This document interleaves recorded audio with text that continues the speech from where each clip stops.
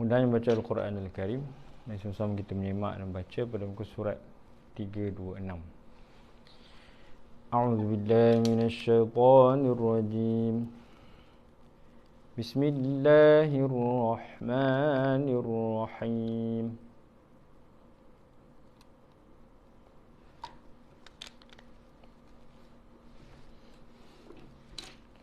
Qul innama unzirukum bil wahyi ولا يسمع الصم الدعاء إذا ما ينذرون ولئن مستهم نفحة من عذاب ربك ليقولن يا ويلنا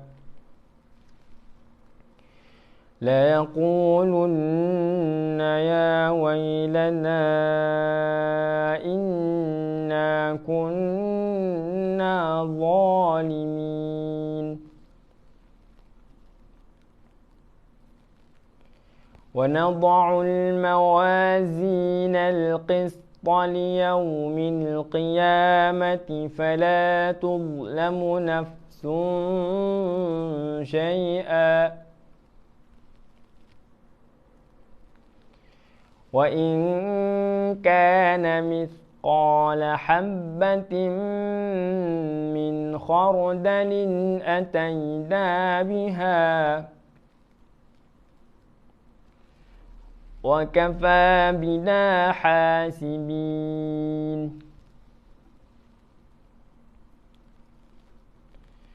ولقد آتينا موسى وهارون الفرقان وضياء وذكرا للمتقين الذين يخشون ربهم بالغيب وهم من الساعة مشفقون وهذا ذكر مبارك أنزلناه أفأنتم له منكرون ولقد آتينا إبراهيم رشده من قبل وكنا به عالمين إذ قال لأبيه وقومه ما هذه التماثيل التي أنتم لها عاكفون قالوا وجدنا آباءنا لها عابدين قال لقد كنتم أنتم وآباؤكم في ضلال مبين. Kedudukan hamzah tepat di atas waw, maka tidak boleh dibaca panjang. Tulisannya ada, bacaannya tidak ada. Untuk panjangkan hamzah dua harakat tak dapat, sebab dia duduk tepat di atas huruf waw. Ini panggil sebagai tajuknya kedudukan hamzah pada huruf mat, sama ada atas alif atau waw atau ya. Itu keadaan hamzah. Boleh juga hamzah ni duduk di bawah alif, ada juga keadaan dia duduk di bawah ya. Ada 5 keadaan.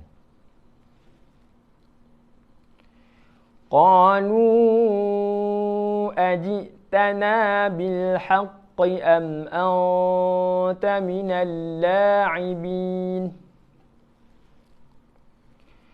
قال بل ربكم رب السماوات والأرض الذي فطرهن وأنا على ذلكم من الشاهدين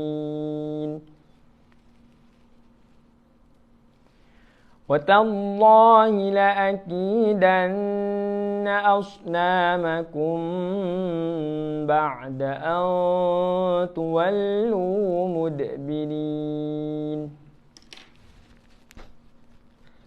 صدق الله العظيم. Alhamdulillah selesai bacaan kita pada hari ini bermuka surat 326.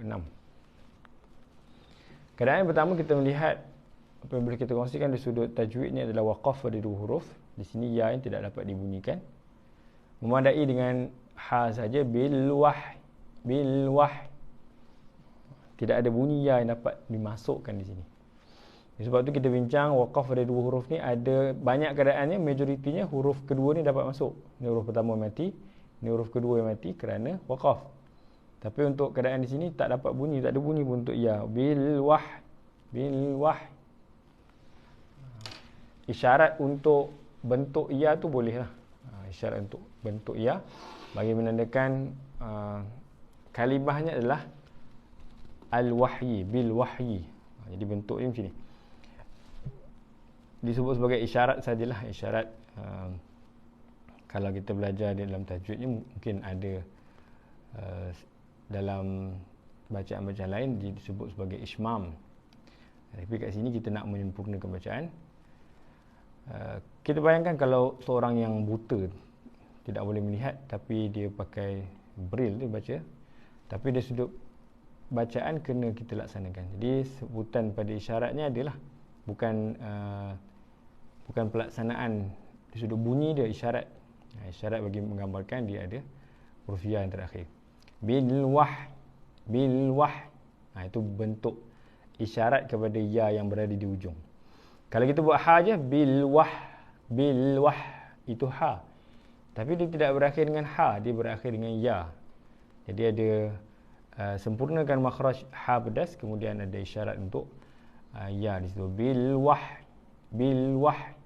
Itu kesempurnaan di sudut sebutan je lah. Jadi kita ke mana baca kita boleh faham maksudnya adalah dengan wahyu, maksud di situ. Itu teknikal yang ada lah untuk waqaf ada dua huruf. Yang lain semua yang biasa, tidak ada yang lain daripada yang lain. Dari sudut bacaan dia, sedikit sini kita tengok kedudukan hamzah pada huruf mat. Duduk tepat di atas huruf mat, di sini huruf waw, maka tak boleh baca panjang. Ana yang banyak dalam Quran terdapat bujur tegak. Tanda bulat ni kita bagi dua. Pertama bujur serong, kedua bujur tegak. Kalau bujur serong tu macam ni lah. Bujur serong. Jadi bujur tegak. Perkataan kalimah yang ada seumpama ana ni ada 5 lagi baki, semua ada 6. Yang paling banyak ana. Ana ni banyak dalam Quran. Kemudian kita melihat pada surah yang biasa kita baca, imam baca ketika pagi Jumaat, itulah surah Al-Insan, ada 2. Tapi kalimahnya satu je lah, kalimah qawarira. Kalimah yang terlibat qawarira satu je. Qawarira kalimah satu tapi diulang sebanyak 2 kali. Diulang sebanyak 2 kali. Qawarira tu unik lah sebab kita boleh bandingkan bujur tegak dengan bujur serong pada kalimah qawarira. Kita tengok sikit.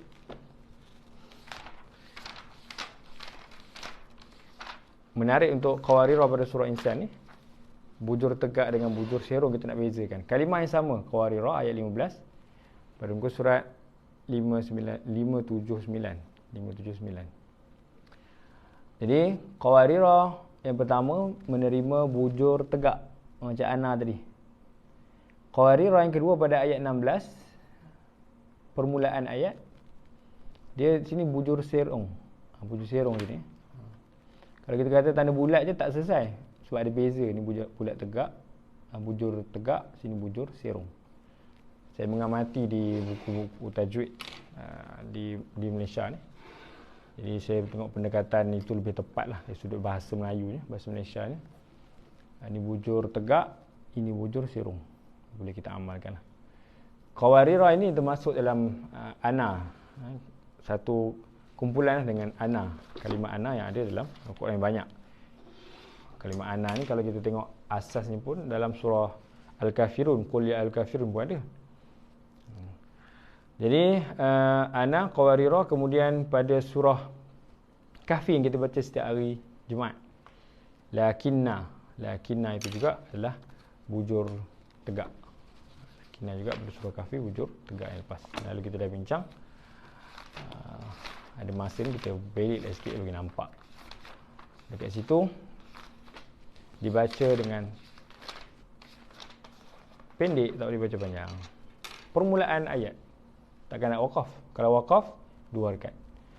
Okey, teorinya ketika wakaf 2 rakaat. Pada muka surat 298. Jadi bila kita baca bujur tegak,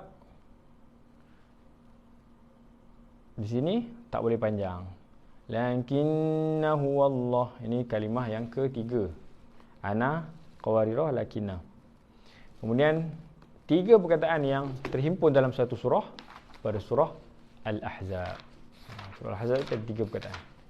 Semuanya ketika wakaf.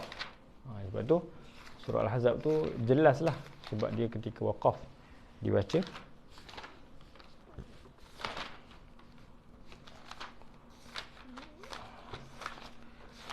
Jadi yang pertama kita jumpa pada ayat 10. Az-zununa. Okey. Wakaf 2 rakaat. Kalau sambung macam lakinna dengan ana tu tak sesuai untuk kita wakaf. Dari sudut tempat dia tu baru nak mula baca, ataupun di tengah-tengah. Macam ana banyak di tengah-tengah kalimah yang di tengah-tengah ayat yang tak sesuai kita nak wakaf. Tapi kalau wakaf di sudut teori 2 rakaat lah. Macam ni wakaf betul. Pada surah Al-Ahzab ni ketiga-tiga tempat pada ayat 10. Kemudian pada muka surat yang terakhir pada ayat 66. Ar-Rasulah 2 rakaat. As-Sabila 2 rakaat. 66, 67. Semua tu 3 perkataan. Okey. Jadi yang tunggal tadi lakinna banyak, ana banyak, lakinna satu je dalam surah Kahfi. Kemudian qawarirah juga satu pada surah Insan. Kemudian tunggal yang lagi satu ditunggal, satu pada surah Al-Ahzab menghimpunkan 3 perkataan. Ar-Rasulah, Az-Zununa, Ar-Rasulah, As-Sabila. 3 kalimah. Itu yang menerima bujur tegak. Baki dia semua menerima bujur sirung. Sebab bujur tegak ni kita kena beri perhatian. Pertama sedikit, kedua ketika wakaf 2 harakat. Yang logik untuk wakaf adalah pada 4 tempat tu lah. Qawarirah pada surah Insan, kemudian 3 tempat yang berbaki pada surah Al-Ahzab. 4 tempat ni saja. Ana tak sesuai. Sebab ana ni tak ada tempat yang sesuai untuk ana. Kalimah ana kita wakaf. Tak ada. Pertama. Tapi itu kita bincang kalau di sudut teori, tajwid semata-mata, kita nak wakaf juga. Kerana kita nak amalkan apa yang kita belajar. Saja kita nak uji. Silakan. Tak ada masalah. 2 rakaat. Jadi yang bukan tempat wakaf ana, yang kedua lakinna. Lakinna lagilah. Kalimah pertama pada ayat, baru nak mula baca ayat tu, takkan nak wakaf. Tapi kalau kita nak mengamalkan apa yang kita belajar, kita wakaf. Kemudian ada sambung balik. Jadi memang tempat wakaf 4, lagi 2 tu adalah di pertengahan, permulaan dan pertengahan ayat. Itu untuk tanda atau bujur tegak yang perlu kita ingat. Yang perlu kita ingat sebab ada 6 saja. Bujur tegak tu ada 6 saja. Yang lain-lain tu bujur serong. Bujur serong ni berhenti ke, sambung ke, wakaf ke, wasal ke, kita baca dengan tak boleh panjang. Kita tak boleh panjang. Tak boleh panjang. Jadi jumpa bujur serong macam ni, kita baca tak boleh panjang. Terus je macam Qawarirah tu. Qawarirah ayat 16 tadi. Kita baca wakaf dekat dia, tak boleh baca panjang. Biasa diuji di situlah pada surah Al-Insan tu sebab dia unik. Dia sebelahan. Contoh kita nak kenal bujur tegak, kita wakaf lah kat sini. Wa akwabin kanat qawarira. 2 harakat sebab bujur tegak. Kita tengok pula kita nak waqaf dekat bujur serong. Ambil sikit sini. Wa akwabin kanat qawarira qawarir. Jadi kita tahu bujur tegak ni ketika baca sambung dia tak boleh baca panjang. 1 harakat je. Qawarir qawarir, sebab dia 2 harakat tu hanya ketika waqaf saja. Macam ana lah, sebab tu ana dalam Quran tak ada tempat yang baca panjang sebab kita baca wasal, kita baca sambung. Okey, mood bacaannya sambung. Jadi kita waqaf dekat qawarir yang kedua. Kena baca qawarir, tak bolehlah baca qawarirah sebab dia bujur serong. Tu contoh je lah. Jadi kalau kita waqaf dekat bujur serong, kita bacalah, kita matikan terus huruf yang terakhir tu, tak perlulah kita baca panjang. Untuk ana yang ada di sini panjang lebar saya cerita tadi kaitan dengan poin ni adalah bujur tegak dan bujur serong semata-mata. Dari sudut pemahaman ayat yang boleh kita ambil di sini, sudut fiqh pemahaman ya, iaitulah cerita tentang Nabi Ibrahim. Bila mengatakan pada ayahnya, apa kamu ayah dan juga kaum ayah ni sembah patung-patung tu, at-tamathil, yang kamu menyembah dia, akifun. Jadi jawapan ayah Nabi Ibrahim dan juga kaum Nabi Ibrahim ni menyebut qalu wajadna aba'ana laha abidin. Kami sembah ni sebab kami dulu tengok mak ayah kami dulu, nenek moyang kami dulu sembah patung berhala tu. Jadi dia pun sembah. Apa yang kita nak sampaikan adalah sesuatu perkara itu perlu didasari dengan ilmu. Kalau perkara itu tidak didasari dengan ilmu, hanya turun-temurun, maka perkara itu perlu kita tinggalkan. Kita perlu tinggalkan. Apatah lagi melibatkan ibadah khusus, melibatkan akidah, lagi besar melibatkan akidah. Menyembah patung itu besarlah sebab dia melibatkan akidah. Jadi begitu juga amalan-amalan orang-orang lama yang kalau kita sendirilah berhujah, ni amalan turun-temurun. Jadi pastikan ada hujah dia, ada sebab dia. Macam ada peristiwa yang menarik Tan Sri Almarhum Harusani. Tan Sri Almarhum Harusani, mantan mufti Perak, ketika mana dilantik awal-awal dulu sebagai mufti Perak, melihat di istana tu sangkar-sangkar burung di tengah-tengah kawasan istana. Jadi dia pun pelik, kenapa jadi macam tu. Ini ada amalan-amalan dan pemahaman yang salah, dipanggil sebagai khurafat lah. Jadi bila ditegur, alhamdulillah pihak istana pun ambil maklum perkara tersebut dan tidak lagi diamalkan. Ada satu cerita panjang pula pagi ni. Kisah berlaku di Tokong Buddha. Jadi ketika mana Sami ni nak membuat upacara dia pun ambil kucing ikat di tiang. Begitulah berterusan amalan tersebut. Apabila ditanya kenapa jadi amalan begitu, jadi Sami ni jawab sebenarnya asal dulu ceritanya bila para Sami nak melakukan upacara mereka di kuil, di Tokong, dan diganggu oleh kucing. Jadi pihak Tokong ni ambil kucing ikat di tiang supaya tidak mengganggu upacara mereka. Matilah Sami ni, berlalunya masa maka matilah Sami ni. Tapi pelapis-pelapis Sami melihat perkara itu sebagai satu tuntutan. Yang asal kisahnya sebenarnya sebab kucing yang ganggu. Tapi dia nampak macam tuntutan sebab Sami suruh buat macam tu, maka berterusanlah upacara mereka dengan mesti ada kucing dulu diikat di tiang, barulah memulakan upacara. Jadi itu satu kisah lah yang boleh kita ambil sebagai pemahaman sesuatu perkara itu mesti dasar ilmu, apatah lagi melibatkan dengan ibadah. Jadi itu kisah yang boleh kita kaitkan dengan kisah Nabi Ibrahim melihat ayahnya dan kaumnya menyembah berhala. Apakah sebab? Dia jawapan mudah. Wajadna aba'ana laha abidin. Jadi kami tengok dulu mak bapak nenek moyang kami sembah, kami pun sembah. Macam tu je. Jadi perkara-perkara yang batil, perkara-perkara yang mungkar dalam kehidupan seharian kita, dalam masyarakat dan sebagainya, perlu kita landaskan dengan ilmu, dan perlu kita dapatkan yang betul maka amalkan, yang salah maka kita tinggalkan. Subhanakallahumma wa bihamdika asyhadu an la ilaha illa anta astaghfiruka wa atubu ilaik. Bismillahirrahmanirrahim. Al-'asr innal insana lafi khusr illa alladhina amanu wa 'amilus solihati wa tawassaw bil haqqi wa tawassaw bis sabr. Bismillahirrahmanirrahim. Allahumma arhamna bil Qur'an waj'alna imama wa nuran wa rahmah. Allahumma dzakkirna ma nasina 'allimna ma jahilna warzuqna tilawatahu ana al-laili wa atrafan nahar waj'alna hujjatan ya rabbal alamin. Walhamdulillahi rabbil alamin. Assalamualaikum warahmatullahi wabarakatuh. Terima kasih pada ayahanda saya, pada bonda saya, Haji Effendi Ghazali, Cikgu Dahlia Toman, Ustazah Mursyidah, pada Abang Rusyidi dan kepada semua, terima kasih banyak. Boleh tekan button share untuk kita sebarkan kepada yang lain di sudut bacaan, dan juga kita mendengar praktikal tajwid itu mudah-mudahan juga memberi kesan pada bacaan dan penguasaan tajwid kita.